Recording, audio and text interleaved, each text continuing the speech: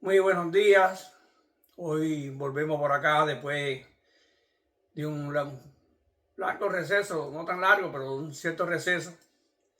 Porque esto es un canal de análisis y la situación pues política internacional y relacionada con el caso nuestro, que es lo más importante, que Estados Unidos, Cuba, Venezuela, o sea, lo que más impactan en nuestra realidad, pues ha estado un poco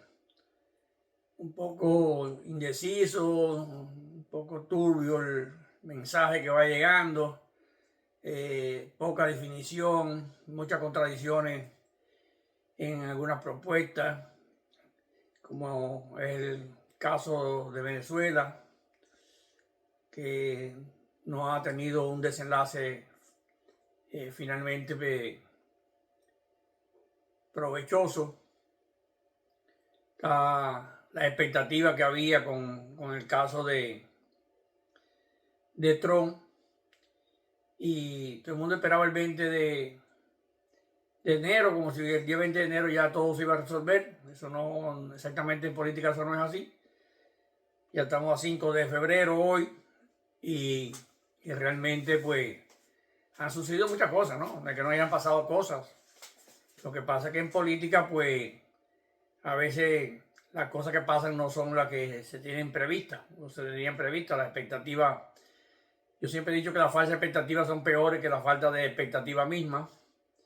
Y estamos viendo el problema de toda esta revolú, como dicen allá en mi pueblo, con respecto a la inmigración. Y, y eso le ha robado un poco de protagonismo a la expectativa que se tenía de medidas más contundentes contra los regímenes estos como el de Nicolás Maduro y el régimen cubano, que todavía no se ha visto una medida contundente contra, contra el régimen, contra estos regímenes. Está la confusión de que si Trump negoció con Maduro, que si no se negoció, que si eso no es una negociación. Bueno, realmente en sí pasa por ser una negociación, pero también hay que ver lo que se había propuesto el gobierno norteamericano y si realmente se había propuesto sacar a esos rehenes que tenía allí preso Maduro en Venezuela, pues realmente con quien tiene que negociar es con Maduro, porque Maduro es el que tiene el poder y es el que tiene el territorio, o sea, ocupa el territorio. Y eso es una cosa que veníamos planteando hace mucho tiempo, que el poder, o sea, que un gobierno tiene que tener tres cosas. El poder para ejecutar su mandato, un territorio donde ejercerlo y una población que tenga que obedecerle, ¿no? Entonces, esas tres cosas, y no solamente obedecerlas, sino que tenga con quien ejecutar las cosas. Y eso era la premisa que habíamos advertido que debía resolver Edmundo García primero, digo, Edmundo González, disculpa, Edmundo González, pero también ya se había planteado cuando la época de Juan Guaidó, que si él no ocupaba un territorio, pues no iba a tener ningún impacto. Ayer oía a Norbert Marín de una plataforma que se trabaja con Venezuela, que hasta que caiga la tiranía, y él decía que él veía que María Corina Machado debía salir de Venezuela porque prácticamente le era difícil su situación dentro del país, pero que, y eso pues sería políticamente también, no sé si peor de lo que está pasando en estos momentos, ¿no? Porque ya en estos momentos ese proyecto de Edmundo González y María Corina estaba un poco desgastado. Y era algo que ya habíamos previsto hace en videos anteriores, lo pueden buscar en nuestro canal Cuba, Libertad y Prosperidad ya, que ya ese tema lo habíamos tratado, que si ellos no hacían lo que realmente tenían que hacer en esa etapa, pues realmente iban a llegar a donde han llegado en este momento, ¿no? Que han perdido toda su capacidad política. Y hay muchos temas que quiero abordar en el día de hoy, porque no es un tema específico, sino es un análisis de la situación geopolítica, más bien en el caso nuestro, ¿no? En nuestra zona, Cuba, Venezuela, la situación de la presidencia de Trump, Marco Rubio como secretario de Estado. Yo siempre advertí que Marco Rubio es una persona que puede ser muy interesante, muy importante en el cargo, pero que realmente todo el mundo lo ve como un zar de América Latina, y realmente los regímenes totalitarios tienen cierta característica que hay que vivirla, hay que luchar con ellos desde adentro, e inclusive convivir con ellos, como el caso de muchos de nosotros, que sí vivimos en carne propia sus estrategias, cómo piensa su inteligencia, qué es lo que hace, qué movida hacen, y solamente así se puede visualizar qué se puede hacer. Y la gente, un error político es que Venezuela, la oposición de Venezuela, incluyendo por su parte más visible, que es Edmundo González y María Corina, pues ante la impotencia de poder llegar a llegar al poder desde adentro, pues depositaron toda su esperanza, toda su estrategia en una coalición internacional, y eso no va a suceder. O sea, no, estos regímenes se ha demostrado por años que no hay ninguna coalición internacional que vaya por ello. Ahí está Corea del Norte con que es la peor dictadura casi que ha existido en el mundo, y por más años. Y ahí está Cuba, régimen cubano, que con pequeñas mutaciones internas, pero en su esencia, en su esencia represiva, en su falta de humanidad y una represión brutal, ha sido prácticamente así desde el año 59.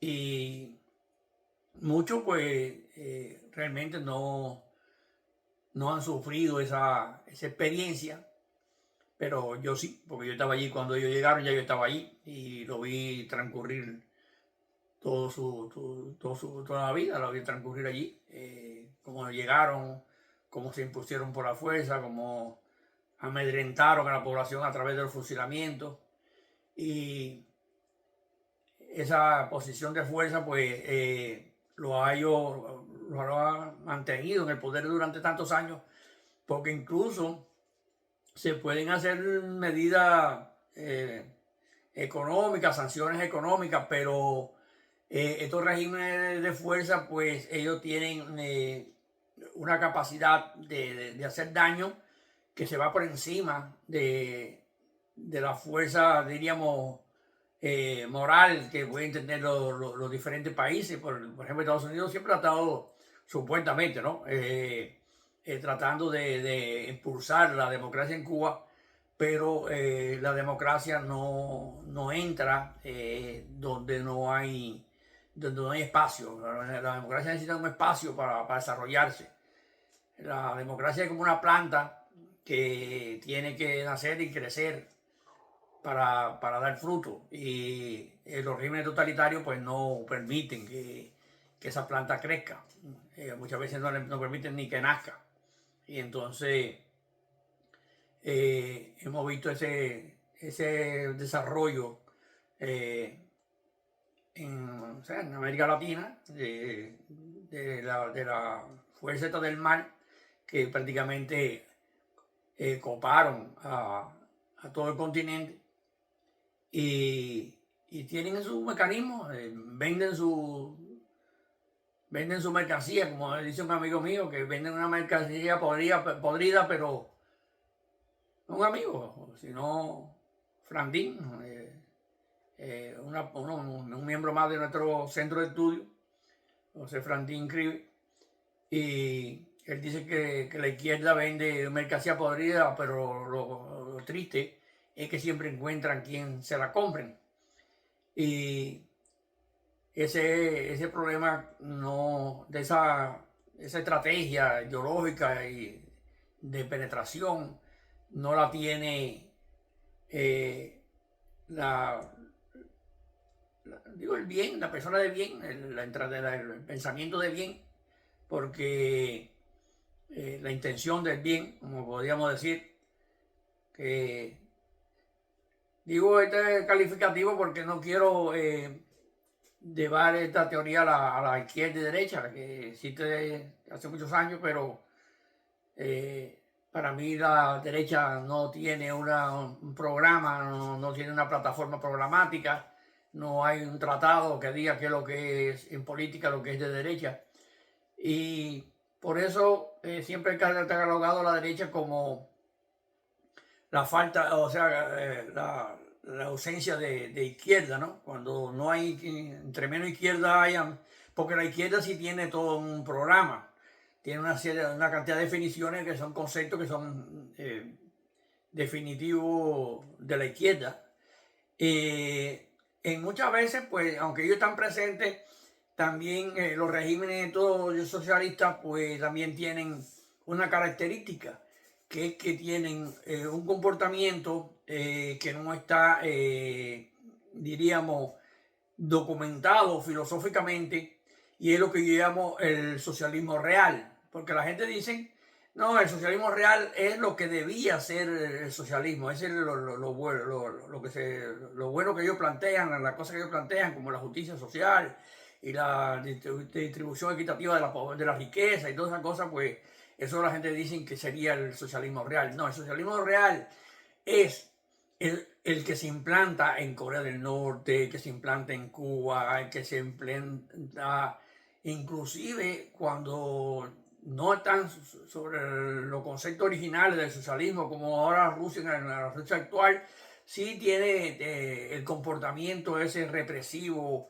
invasivo de la propiedad de la persona, del pensamiento humano. Ese es el socialismo real, el que no permite nada, no tiene apertura de ningún tipo. Inclusive la teoría de que el socialismo era los obreros teniendo el control de los medios de producción, eso ni se dio, era la teoría de Trotsky, por eso Trotsky se rebeló, eso nunca se dio. Pero ¿qué pasa? Que se ha creado un sistema de propiedad que algunos pues quieren, por ejemplo como en Cuba, quieren considerarlo propiedad privada, pero el régimen ha sido muy cauteloso y le ha dicho a eso que eso no es propiedad privada, que eso es propiedad no estatal. Un concepto donde el Estado sí participa y penetra y controla esa propiedad privada, o sea que esa propiedad privada no tiene autonomía propia, está bajo la supervisión del Estado. Y cuando digo el Estado es porque ahí hasta la seguridad del Estado, los órganos de inteligencia tienen participación y decisión sobre cómo se desarrolla esa actividad privada. Por ejemplo, un disidente, ni siquiera tiene que ser un opositor, un disidente trabaja dentro de una pyme, que es lo que más se conoce ahora como propiedad privada en Cuba, y realmente si la seguridad del Estado entiende que no tiene que estar ahí, pues va y le dice al dueño de la pyme que esa persona tiene que salir de ahí y automáticamente lo sacan. Así que no hay una propiedad privada con todo el respeto que se supone que tenga, que debía tener la propiedad privada. Entonces, bueno, como dije que era un programa mixto, un programa que vamos a estar mirando de un enfoque, pues entonces también quiero tratar el tema de la inmigración y lo que yo había previsto, como en programas anteriores, como decía, sobre la visión de Marco Rubio, y que a veces se compagina con el mismo carácter de Trump, y es que han dado ciertos pasos innecesarios. Innecesarios porque, por ejemplo, la suspensión del parol humanitario que había creado la administración de Joe Biden. Ese parol humanitario, no estoy aquí para analizar la interioridad del parol y que se aprovecharon muchas personas, el régimen se ha aprovechado, han enviado muchas personas. Eso es otro asunto. Lo que estoy planteando es que ya que eso estaba funcionando y que ya eso lo había aprobado una administración anterior, pues eso no debe, no tiene en política, eso no se debía haber movido en este momento. ¿Y por qué digo buen momento? Porque tú estás incorporando una desaveniencia, una predisposición contra la administración Trump innecesaria. ¿Por qué? Porque hay un precepto legal que dice que las leyes que no se pueden, las leyes se deben hacer, o se deben hacer leyes que se puedan cumplir. Cuando una ley no se va a cumplir, no se puede cumplir, es innecesario hacerla. Ya lo hemos visto mucho aquí en Estados Unidos. Por ejemplo, Bush prohibió los vuelos a Cuba, los viajes a Cuba por 3 años. Después decía que era prorrogable 3 años más. Cuando yo vi que eran por 3 años y prorrogable 3 años más, dije, bueno, porque él no tiene ninguna fe, ninguna esperanza que en 3 años él va a cambiar las cosas. ¿Y qué pasa? Que los cubanos pues no van a dejar de ir a Cuba porque hay una restricción de vuelo a Cuba. La gente va por terceros países. Aquí van por Nassau, iban por la República Dominicana.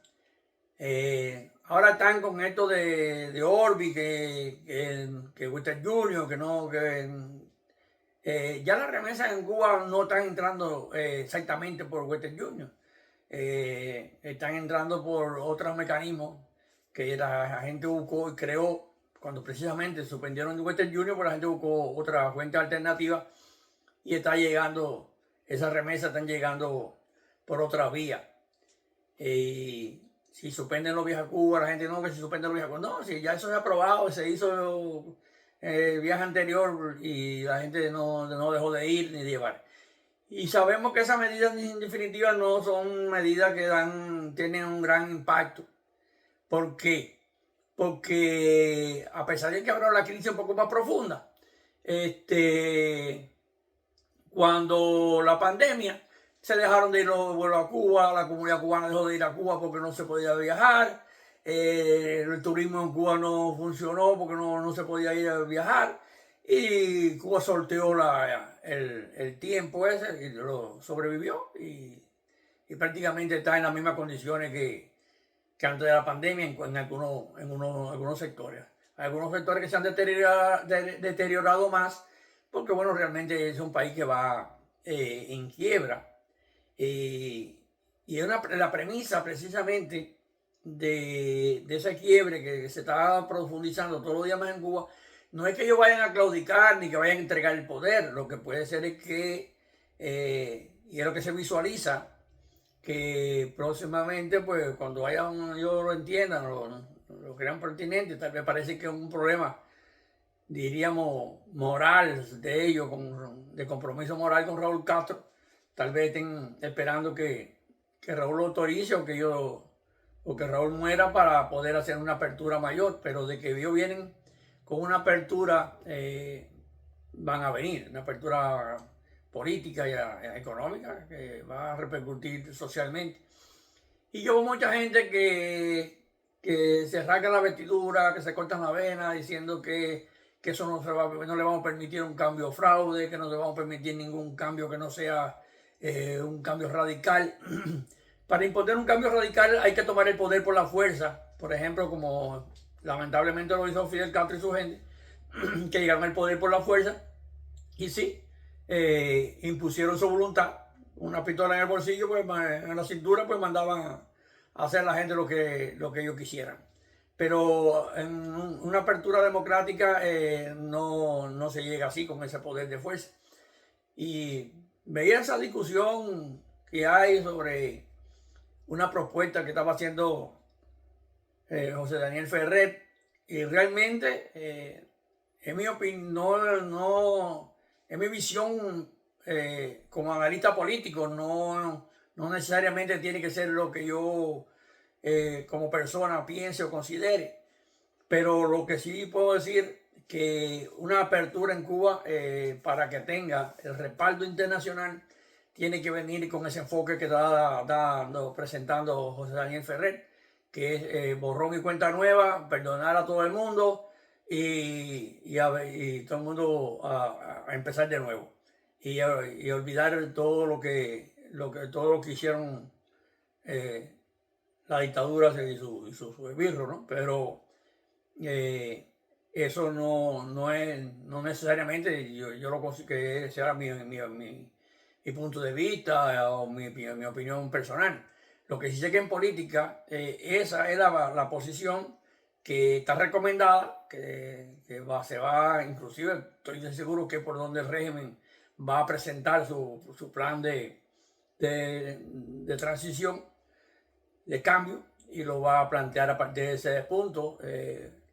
No solamente ellos tal vez lo hagan un poco al revés, planteando de que ellos van a perdonar, o sea, el régimen diría entonces lo contrario, que ellos van a perdonar a todo el mundo y van a borrón y cuenta nueva y permitir los partidos políticos, permitir la liberación de todos los presos políticos y las elecciones. Y cuando digo estos 3 puntos, porque esos son los 3 puntos básicos que contempla eh, la, el acta para la libertad de Cuba, que la gente le llama ley Helms-Burton, pero para la suspensión del embargo se tendrían que cumplir esas 3 condiciones y eso es lo que está codificado en el Congreso de los Estados Unidos.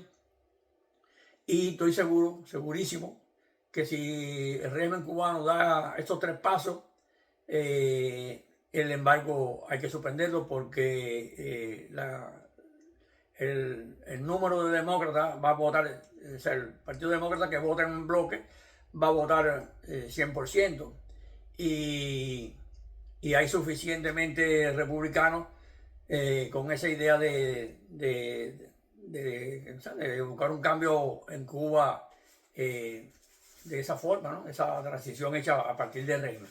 Y digo transición a partir del régimen porque lo único que puede abrir y hacer la transición en Cuba es el régimen, esa teoría de que la oposición vamos a estar de acuerdo, no vamos a estar de acuerdo. Si, no, eso puede ser un criterio, pero capacidad de fuerza para cambiar las cosas no tiene ni la oposición prácticamente, no existe ni ella misma. ¿Cómo va a pretender cambiar la correlación de fuerzas en Cuba si ni siquiera tiene un vínculo con la población lo suficientemente amplio como para movilizar la población y la población sea la que exija los cambios profundos, eso que yo planteé, que muchos plantean, no ellos, sino muchas personas plantean esa teoría de que vamos a impedir que el régimen haga un cambio a su medida, como lo he llamado yo, que otros lo llaman cambio fraude, pero yo llamo cambio a su medida.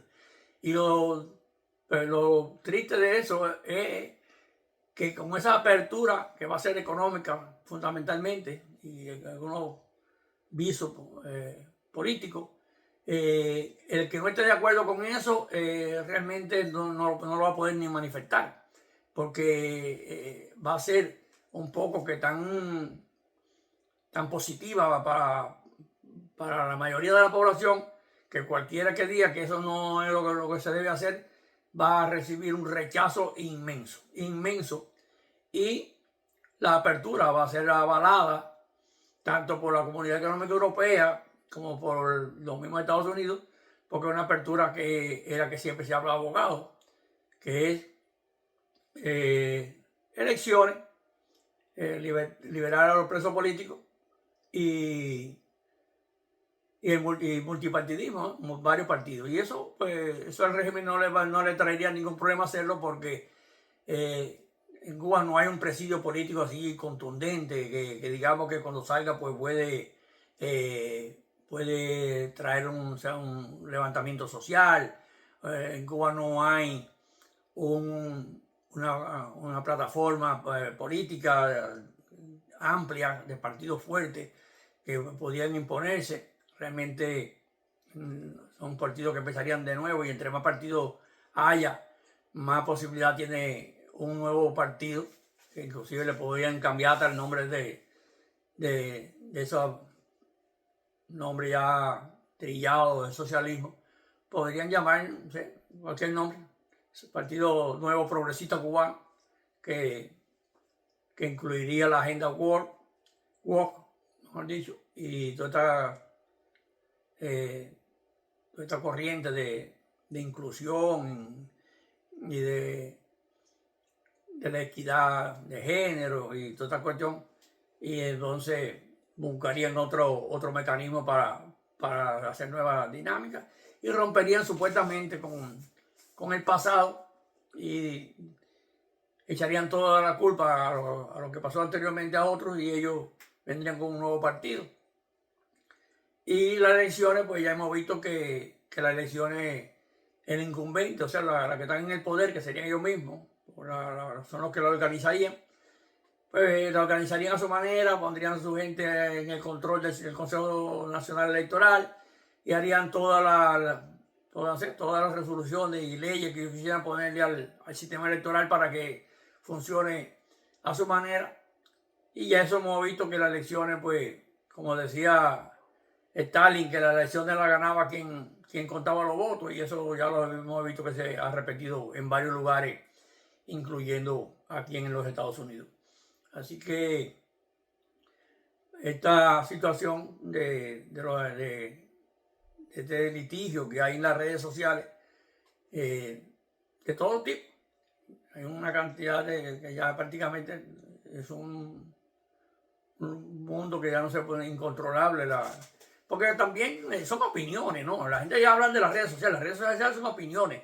Eso no tiene ningún poder vinculante, ni que se va a ejecutar nada, ni que todo lo que se diga ahí. Cada cual opina lo que quiere opinar, pero eso no es una estructura que su opinión va a contar.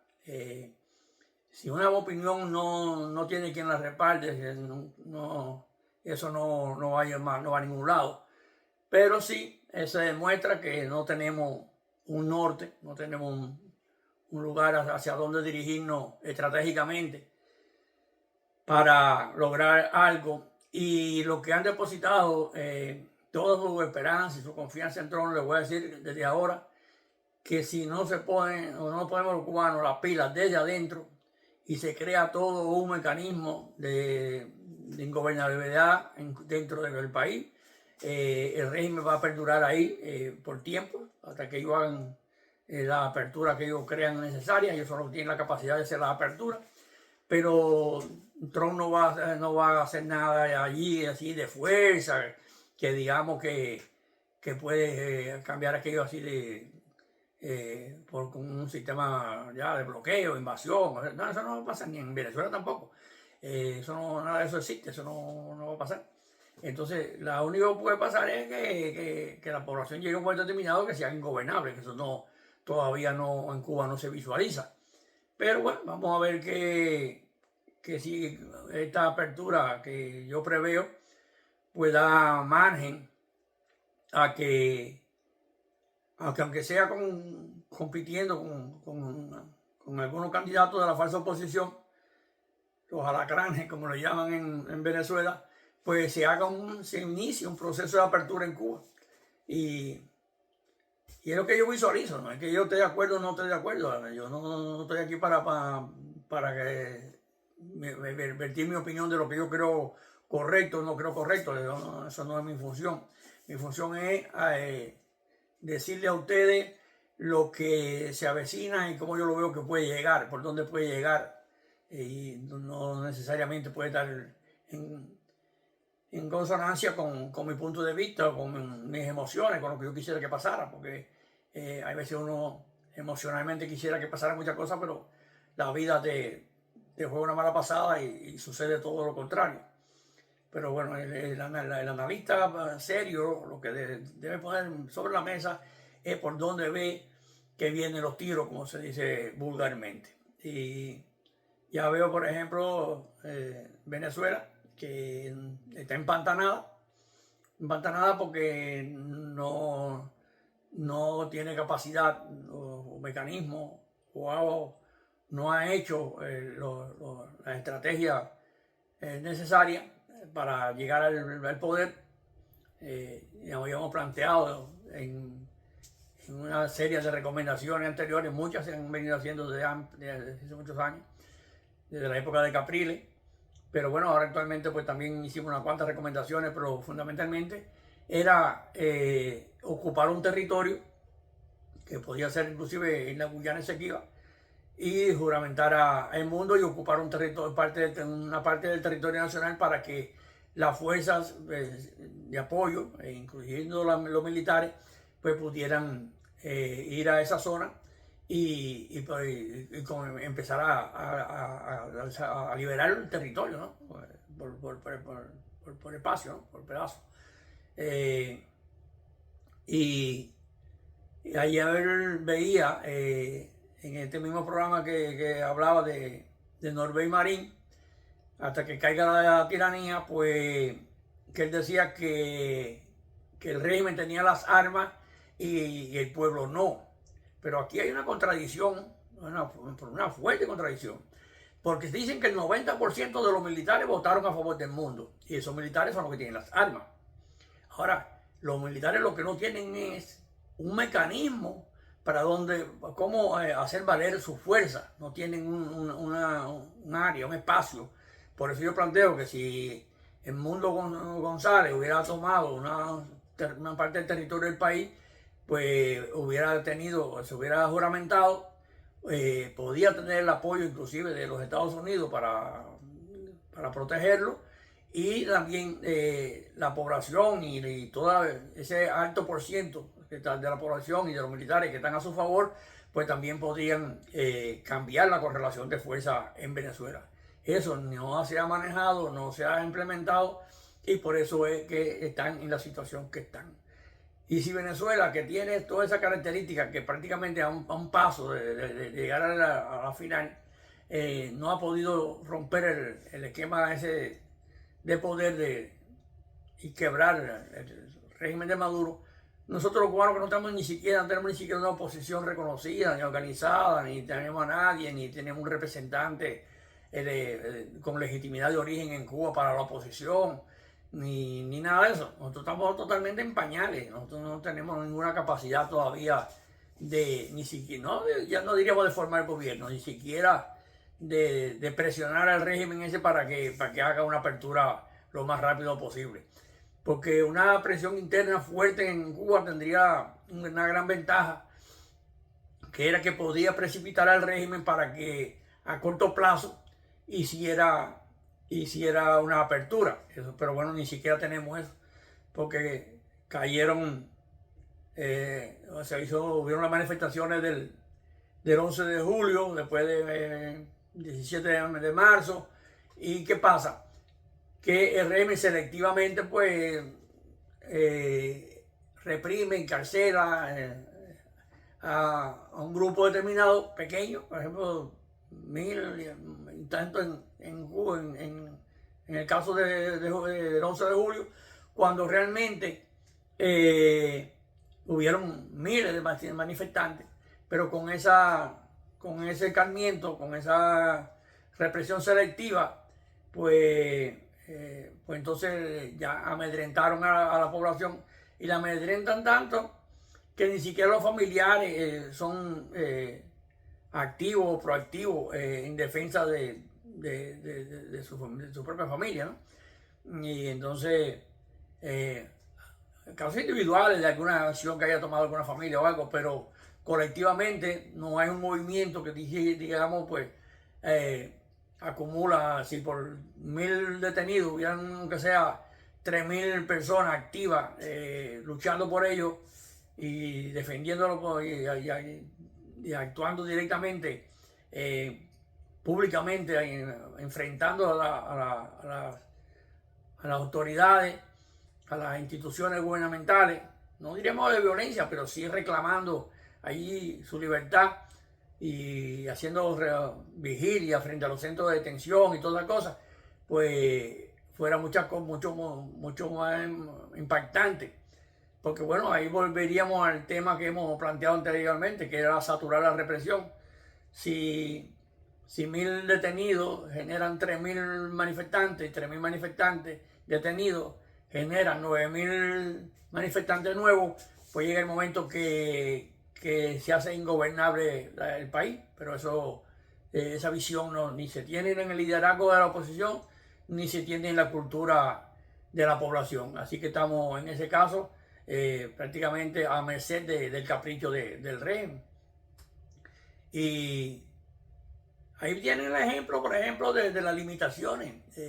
Mucha gente pues siempre antes abogaban por los sabotajes para tumbar el fluido eléctrico. Mira, el régimen tiene ahora la gente con 4 horas, la mayoría parte de Cuba con 4 horas de electricidad al día y no pasa nada. Eso no pasa nada. Entonces eso no funciona así como la gente piensa. La gente también, aquello de quemar un campo de caña, porque sin caña, sin centrales en el país, el régimen quitó casi el 90% de los centrales, o más del 90% de los centrales lo quitó. Cuba ya ni siquiera tiene azúcar para exportar, más bien ni importarla, y tampoco pasa nada. Estos regímenes tienen una característica que no se pueden menospreciar. Hay que ser realistas. Tienen una capacidad de fuerza y una capacidad de intimidación que logran esa cultura del miedo y esa obediencia espontánea, ¿no? Ese autocontrol de la persona que no pueden ejercer el poder ahí prácticamente como le da la gana. Y eso es un gran problema. Bueno, retornando para ir cerrando, porque ya voy a ir cerrando este tema de hoy. Vamos a volver al tema de la inmigración, sabiendo que esta euforia que se ha despertado en Estados Unidos, que todo el mundo está con miedo, que te van a deportar y todas esas cosas, eso es una incoherencia total. Ni hay capacidad, el gobierno norteamericano no tiene capacidad para deportar a 20 millones de personas. En el caso cubano, que hay, por ejemplo, unos cuantos miles de personas con el parol, eso lleva un proceso. Inclusive probablemente esos paroles se han demandado ante la corte y tendrían que esperar que pase todo el proceso. Pero vamos a hacer para la gente, no, porque ya ellos lo tienen registrado y si quieren recoger, no. Ellos lo tienen registrado, ya que lo tienen registrado todo, cómo llegaron y dónde llegaron y a la dirección que dieron y todas las cosas, pero localizarlo no es una tarea fácil. Y segundo, que hay que ser pragmático, caballero. En Cuba hay, de cubanos, mejor dicho, hay 45.000 cubanos con orden ya expedita de deportación por ciertos delitos, no necesariamente por haber entrado al país, sino porque están ya determinados por corte, porque muchos han sido delitos inclusive graves. Y entonces pues esa gente, el régimen nunca lo aceptó, y aquí está. Y todavía ni siquiera el régimen cubano no se ha pronunciado por aceptarlo. Entonces, bueno, si lo que sería inteligente de Estados Unidos es que preparara la base naval de Guantánamo, y no como prisión, sino como un lugar de Cuba, de los cubanos, y decirle a los cubanos, bueno, pues váyanse para allá y dejarlo allí y darle suministro, por supuesto, de alimentos y todas las cosas que hagan falta de la logística, porque van a estar en lugares.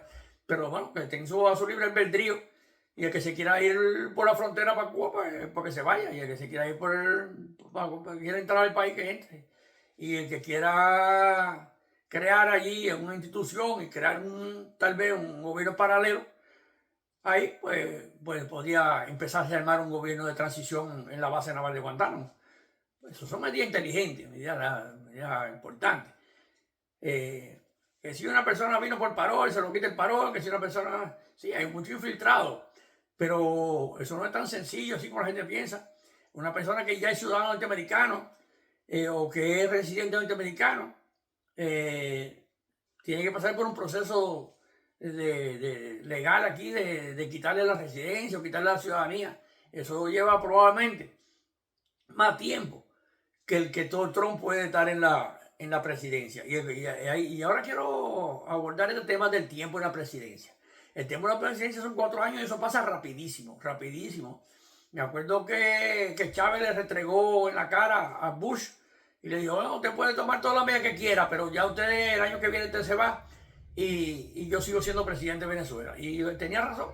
Si no es por el cáncer, todavía Hugo Chávez fuera el presidente de Venezuela. ¿Y de cuándo Bush no es nadie en política en Estados Unidos? Nada, un ciudadano común y corriente. Y eso pasa en Estados Unidos, que los presidentes salen y salen y ya no tienen ninguna fuerza política, ni son nadie, ni nada, son un ciudadano común y corriente. Y entonces Trump se le pueden ir estos 4 años. Y de que yo llego aquí desde el 96, 97, mejor dicho, 21 de agosto del 97 llegué a este país, se está planteando de que hay millones de inmigrantes y se han ido incrementando y que lo van a sacar y que lo van a legalizar o que no lo van a legalizar. Y ahí están, no ha pasado nada, ahí están, salvo excepciones que por una razón u otra lo vayan deportados. Mira, hay algunos cubanos que se han puesto de mala suerte y la gente habla de la administración de Trump, que todavía no ha deportado ningún cubano para Cuba. Vaya mandando unos cuantos aviones de deportados de esos de la I-20B, esa que perdieron el asilo, que perdieron el estatus de miedo creíble y no fueron, y su asilo político fue rechazado. Nos mandaron un avión y nos mandaron para Cuba. Nadie sabe dónde están esa gente, ni qué se hicieron, no se han dado seguimiento, ni siquiera la oposición nunca ha ido a visitar a esa gente a ver qué pararon de ellos, qué posición política tienen. Si habría que hacer un estudio inclusive sociológico, a ver cómo esa gente que estuvieron viviendo aquí 2 o 3 años, muchos están en los centros penitenciarios, que por cierto no son muy buenos los centros penitenciarios en su mayoría en Estados Unidos, y entonces tienen una predisposición bastante grande con respecto al sistema norteamericano. Así que me imagino, pero bueno, también me imagino que tampoco en Cuba han sido vistos con tan buenos ojos por el régimen. Me imagino que no tienen mucho ni trabajo que realizar, aunque el trabajo en Cuba está bastante complicado, no solamente para los que regresan desde afuera, sino para la gente que llevan toda su vida en Cuba también la actividad laboral está bien complicada. Entonces lo que quiero decir es que no se preocupen tanto por esa verborrea que hay ahora de la deportación y todas esas cosas, que eso no va a pasar nada.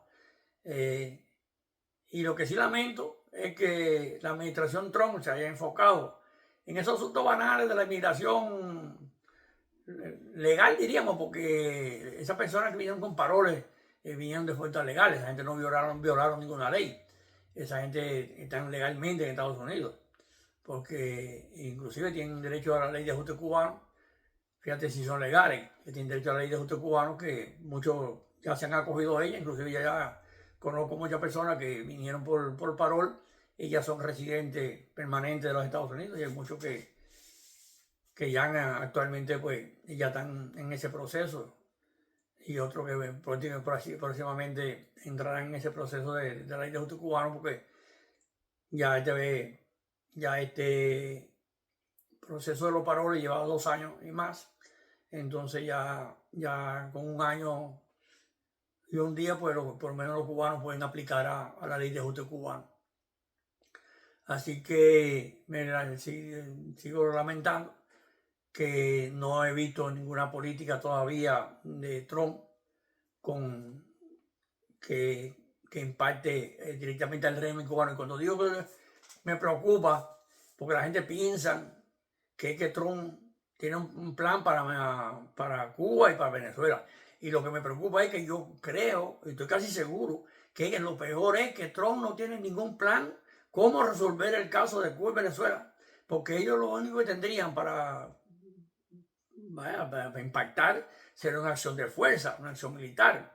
Y eso no va a pasar. Entonces, por la vía diplomática, estos regímenes totalitarios no salen. O sea que Trump está en un callejón sin salida porque realmente no tiene una herramienta eficaz para sacar a Maduro y a la Junta cubana. Porque la gente dice Canel, pero Díaz-Canel es uno más del grupo que no ni pinche ni corta. Y hay un poder detrás del telón que dirige el régimen cubano. Están la familia Castro y todavía Raúl tiene su fuerza de poder ahí. Entonces, esos son los que controlan o determinan el poder en Cuba. Así que no se fíen de que ahora vamos a esperar, que es lo que está esperando Mira Corina y el Mundo González, que del exterior se haga una coalición y le saque la castaña del fuego. Eso no va a pasar. Ellos no van a... Y no se toma una nueva estrategia, o sea, relativa a una estrategia interna fuerte, Venezuela se consolida el Maduro y van a pasar más tiempo y eso, Venezuela tiene una situación económica que le permite evadir un poco de las sanciones y todas esas cosas. Cuba está económicamente un poco más complicada, pero Venezuela sí puede resistir un poco de presión económica y tiene el apoyo de Rusia y de China, que son intereses geopolíticos, que esa gente sí no van a ceder así de inmediato. Y van a, pues, inclusive en el caso cubano, Rusia y China siguen considerando a Cuba muy importante su influencia en América Latina, por varias razones, ¿no? Porque el personal de inteligencia cubano que está bien consolidado e infiltrado en Estados Unidos, consolidado por años de existencia, ese tipo de información de red no la van a perder tan fácil. Y también pues existen otros intereses como Irán, que está un poco debilitado en estos momentos, pero tampoco ha perdido su capacidad de fuerza en América Latina, y principalmente en Venezuela. Ahora se hablaba de que los carteles de la droga de México pues están amenazando con utilizar drones, y cuando uno revisa la posibilidad de cómo han llegado los drones a mano de los carteles de la droga en México, no hay que ser muy astuto e inteligente para saber que eso viene de la fábrica de drones que puso Irán en Venezuela para armar drones aquí en América Latina. Y entonces, porque no solamente son para Venezuela, sino precisamente ya deben estar en manos de Venezuela, de México, de los narcotraficantes de los carteles de la droga en México, y también probablemente Cuba y Nicaragua también tengan su buena cantidad de drones en reserva por ahí para que el momento que haga falta, porque Cuba siempre ha sido el abastecimiento de América Latina, porque armamento, municiones, logística, explosivos que han estado utilizándose en América Latina, siempre han tenido que pasar por Cuba, porque Cuba los recepciona, los recibe y después tiene varios mecanismos para hacerlo llegar a las distintas organizaciones terroristas de América Latina, incluyendo aquella famosa guerrilla que todavía algunas perduran por ahí, como en el caso de Colombia. La situación es compleja, independientemente que uno no está totalmente animado para estar todos los días analizando estos temas. No queda de otra de que hay que seguir hablando de todas estas situaciones. Situaciones de que no solamente esta que hemos abordado hoy, hay otras situaciones como es la actitud de la oposición interna, el liderazgo, los recursos, la cosa, por ejemplo, ahora con la USAID, veremos qué pasa con la NET. Hemos estado en contacto con algunos líderes de aquí en el exilio, líderes de instituciones norteamericanas, diríamos alcaldías y demás cosas así, alcaldes, para ir intercambiando ideas y estrategias que se puedan desarrollar, porque realmente no se ve ilumbra a corto plazo que va a pasar nada. Y entonces esta guerra interna que a veces se desarrolla entre los opositores, yo lo venía planteando ya en algunos trabajos del Centro de Estudios para la Democracia Proactiva, donde planteaba que una de las estrategias del régimen es penetrar las organizaciones y crear este tipo de controversia interna para que la energía, toda la capacidad de análisis se centre en esa discusión interna y realmente no se piense en hacer más nada. Pero de todas maneras, hay mucha gente buena con deseo de hacer, que a veces se dejan arrastrar por las pasiones y caen en este contubernio de discusión, y eso no beneficia nada ni aporta nada. Hay mucha gente que piensa que eso va a adelantar la causa, pero realmente eso no adelanta nada. La causa se adelanta con hechos internos y con movilizaciones internas. Ahí es donde está. Y que sí se necesitan recursos, sí se necesitan recursos. No de la forma que la gente lo plantea, de convertir en un clientelismo político la oposición repartiendo recursos dentro de Cuba, ¿no? Pero sí se necesitan recursos para motivar y calzar la acción, la actividad que se va a hacer.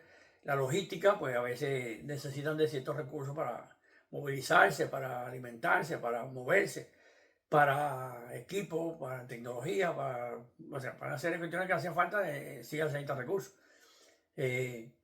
Recursos bien administrados y medibles y fiscalizados, porque también hemos visto que se ha utilizado varias veces el recurso y se ha puesto en manos de la persona, y realmente pues tampoco ha resuelto el problema.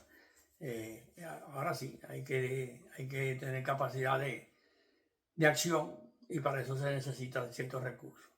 Así que por hoy pues vamos a ir cerrando el tema.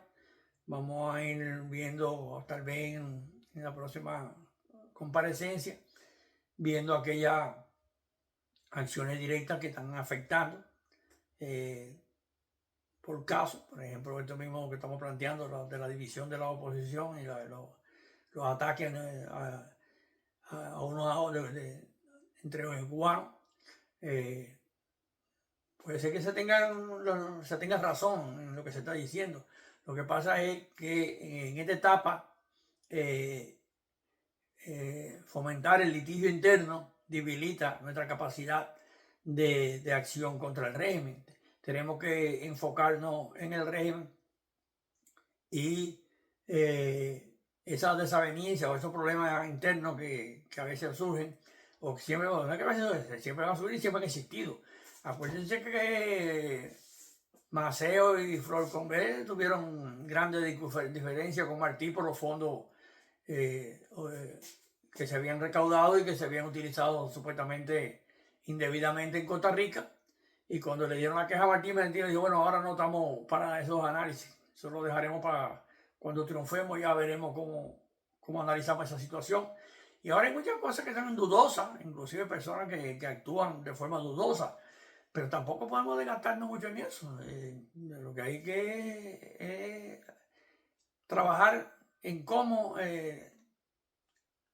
sustituir el régimen, cómo crear las condiciones para reemplazarlo, porque si no hay cómo reemplazar el régimen, si no tenemos el personal preparado para reemplazar el régimen, si no tenemos la estructura capaces para reemplazar el régimen no tiene por qué salir de ahí, porque ¿qué presión interna tiene para salir de ahí? ¿A quién lo va a sustituir? Si no tenemos ni siquiera los mecanismos para identificar a las personas con capacidad de formar gobierno, y tampoco ni siquiera con voluntad de hacerlo, porque uno de los problemas que hay en Cuba es que hay una oposición que no está luchando por el poder, no tiene ninguna estructura de poder, buscando estructuras o mejor dicho, que obtengan poder, que movilicen a la población, que se compenetren. En Cuba no hay líderes sociales de ningún tipo, no hay personas que están, inclusive de los presos. En Cuba actualmente no hay ningún preso como luchador social que esté por una causa social presa. se habrá manifestado, pero eso no es un líder social. En Cuba, erróneamente, tenemos unos grupos que le llaman sindicalistas, que eso no tiene nada que ver con el sindicalismo, y la gente se apoyaba en la fuerza del sindicato Solidaridad en Polonia, que tuvo mucho éxito. En primera tenía un financiamiento directo y en segunda que era un gremio. O sea, era gente que sí trabajaban, eran trabajadores que trabajaban principalmente en los puertos y tenían esa posición política contestataria, pero eran trabajadores de trabajadores. En Cuba los sindicatos que llaman independientes, esos son organizaciones, esos no son sindicatos. Esa gente no trabaja en ningún lugar. Esa gente forma esa institución, esa organización cuando lo botan de los centros de trabajo, pero no tienen ninguna capacidad de influir en un centro laboral. Entonces, bueno, son cosas, todas estas cosas, todos estos conceptos hay que irlo desminuzando para que la gente vaya entendiendo que no estamos en ningún lugar. No tenemos una estructura, no tenemos una actividad política seria, fuerte, y para más gracia no tenemos los recursos. Y los que tienen los recursos no tienen la mentalidad de lo que se debe hacer, ni la estrategia que se debe implementar. Y precisamente por esa falta de estrategia y de visión, ahí tenemos a Orlando Gutiérrez, una gente que yo sí considero que ha hecho un gran esfuerzo y ha dedicado toda su vida a esta causa, pero ha sido prácticamente por gusto, porque ahora está señalado, cuestionado, y probablemente jurídicamente a lo mejor no le pasa nada porque probablemente pueda justificar que la concepción de los Grant eran así como él lo tenía, pero sí moralmente va a ser un cadáver político muy pronto, ya prácticamente no va a tener ese impacto que él tenía como prácticamente como uno, el dos, el tres puesto en el liderazgo del exilio histórico. Así que ya eso también ha ido pasando de moda, ¿no? Ya esa persona pues han sido que no han podido llegar a ningún lugar y que aunque hayan hecho cierto esfuerzo, pero no han podido lograr un resultado positivo y terminan como está terminando Orlando Gutiérrez. Y es lo que me preocupa, y ya yo lo había planteado hace tiempo, que me preocupaba de María Corina Machado, que si a corto plazo no logra algo nuevo, va a tener que salir al exilio. Y ahí, si ya no es Guaidó 2.0, como le decían a Edmundo González, pues será Edmundo González 2.3, pero será una más en el grupo. Así que les agradezco que vean este video, que lo compartan.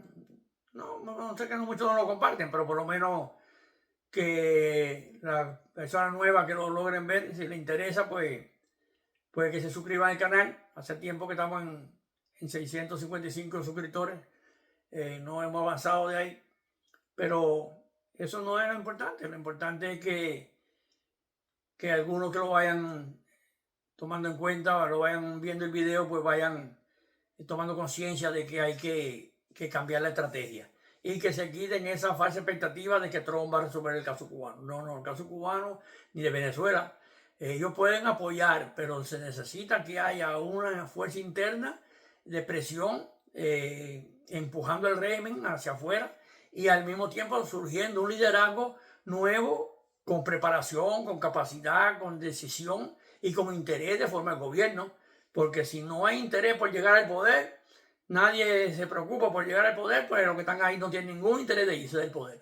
Así que con esta última reflexión me despido y no les prometo que mañana o pasado, o sea, puede ser esta misma tarde, cuando se me den las condiciones y el ánimo y vea algo importante, independientemente que le decía que sí, que hay que seguir tratando los temas y poniendo en perspectiva todo lo que se nos ocurra, porque en definitiva esto es tirar ideas al aire y a ver si alguien le tira el guante, como decimos en el argot beisbolero, pero vamos a ver qué pasa. Pero si seguimos con esta apatía y esperando que de afuera vengan las soluciones y esperando la escarcelación del régimen para salir uno y entrar otro, pues lo único que tenemos es una puerta giratoria que va saliendo uno y entra otro. Así que por eso hay que cambiar la estrategia, abogar porque esos fondos que están congelados ahora, que lo congelen para siempre y que hagan una nueva línea de apoyo económico a la democracia,